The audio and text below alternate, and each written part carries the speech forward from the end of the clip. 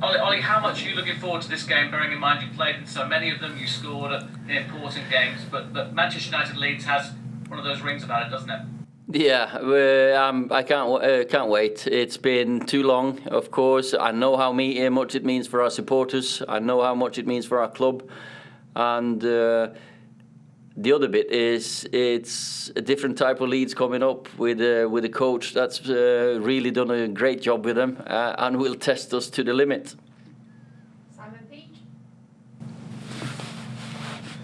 I was just wondering what your take was on the FA charge for Edinson today, and will he be available for this weekend's game after the... Well, of course, we have spoken to Edinson about it. He's apologised. He knows. We know it wasn't meant in a malicious way, and he's explained. And there's cultural differences there, and linguistic differences. So he's apologised. He hopes that mistake is not going to be costly, and he's still working on his fitness. He is very meticulous on his rehab work, and it's not felt right until he couldn't play this game. So let's see the last training session how he feels. Can I just ask what the injury is? You described it as a niggle before. Yeah, it was there was a muscle injury that he felt in his groin. Hi Ollie, I think Harry Maguire and Victor Lindelof started the last 9 Premier League games now. Is that becoming quite taxing on them? And also, is Axel Tuanzebe injured again, seeing that he was in the squad the last 2 games? Victor and Harry, they've been very consistent. Even I thought last season as well, they were excellent.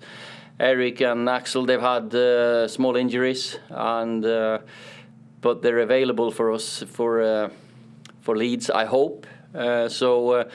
And let's see what we do. Obviously, Harry played the most minutes in European football last season, I think. And I think he's enjoying playing. Victor as well is maturing and growing and getting more and more used to the demands of the Premier League. So they've been very consistent. I'm very happy with them. And but they might come to a point that they've got to rest, of course. Yes, hi Ollie. Just on Saturday for you marks 2 years in the job. How would you sum it up? And do you think that you're on course to get this club where you want to go and get it? I do not like, or I hate talking about what I think about what I've done and where we're at. So I don't really enjoy that bit of it. Looking back, I always look forward. I know there's a lot of work to be done still to get to the standard I want and the level I want. So that's what we're working on every single day.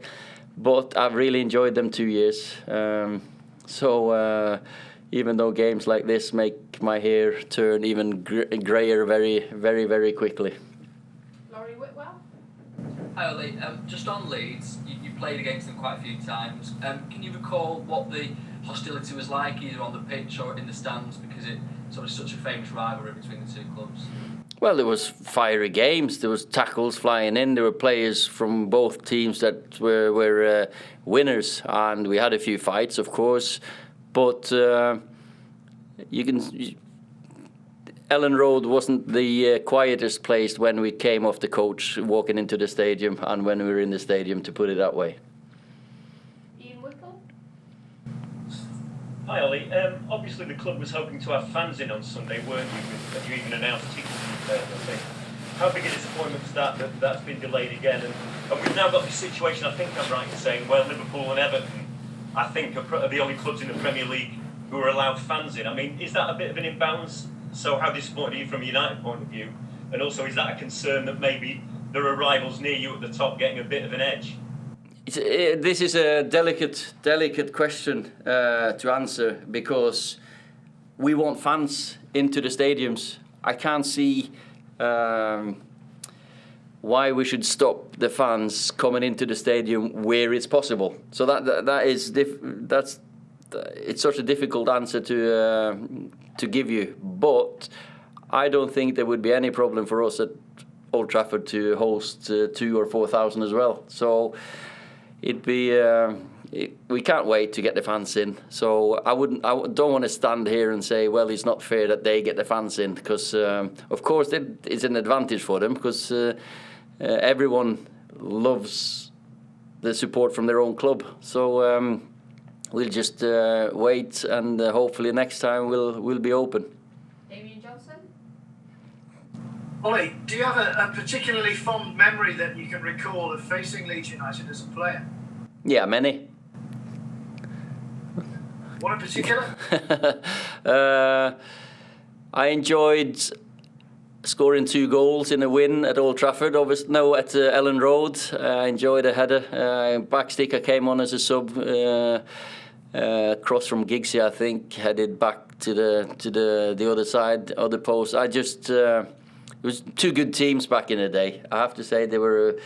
I liked the build up to the games, and the quality they had, of course, tested us as a team as well. So loads of good memories. Okay, last question from Rob Dawson. Hi Ollie, I know you've spoken in the past about sorting out the home form. Is there a point where that becomes a mental issue rather than anything else, and that it's just down to the players, in one game to sort it out and then to move forward? I don't think it's a mental issue. It can't be, because there's no fans here, there's no fans there, and we should be more used to the pitch as well. So, and the circumstances, like the surroundings and the environment. So sometimes it's just down to fine margins. Who gets the first goal? How the opposition set up. Obviously today against Sheffield United, you've got 2 teams that want to play on the front foot, want to press.